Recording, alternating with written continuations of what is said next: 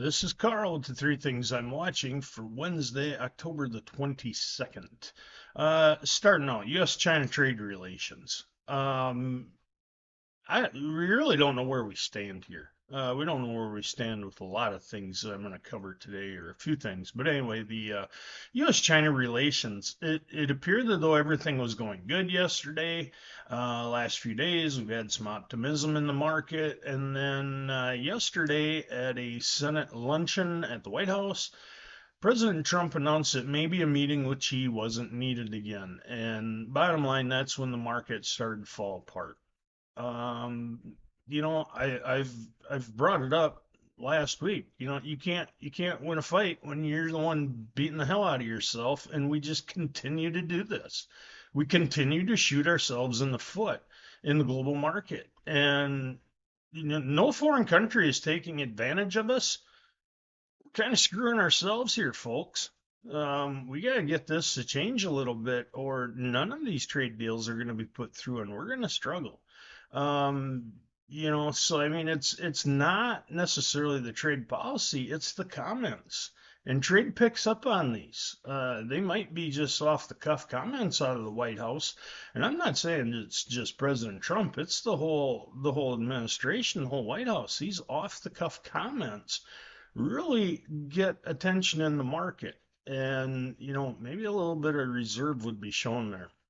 Number two thing, as long as we're kind of beating up the White House and the administration, let's dive into cattle.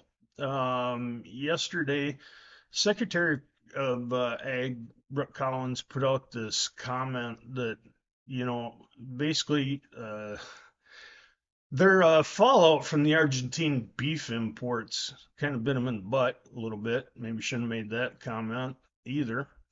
But the fallout from it was now apparently we're going to expand beef production in the United States. We're going to somehow open up for more grazing, make it easier for farmer to get cattle, and smaller regional packing plants. These are going to help with the cost of beef. Not one thing in there that I have seen, and I haven't seen a lot of details because you don't get a lot of details. Where the hell are we going to get the cattle from? That is the problem. The problem isn't that we don't have adequate packing space. Our packing plants are running at minimum capacity right now because they don't have enough animals coming in. We have slaughter capacity. We have feedlot capacity. We don't have animals. End of story. Until you figure out how to get more animals in the United States to feed, we're going to have high priced beef, or we're going to import beef. Plain and simple. That's the way it is. You can build all the packing plants you want. If you don't have animals to run through them, they aren't going to do you any good.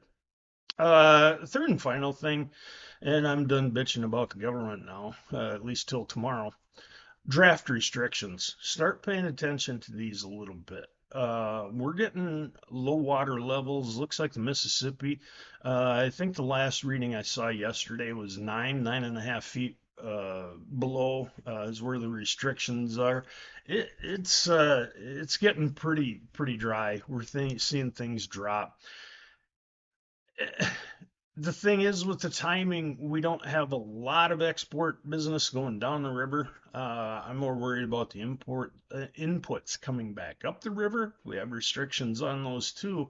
And before long, we will start to see the northern stretches of the Mississippi River close, just seasonal. So let's keep an eye on those.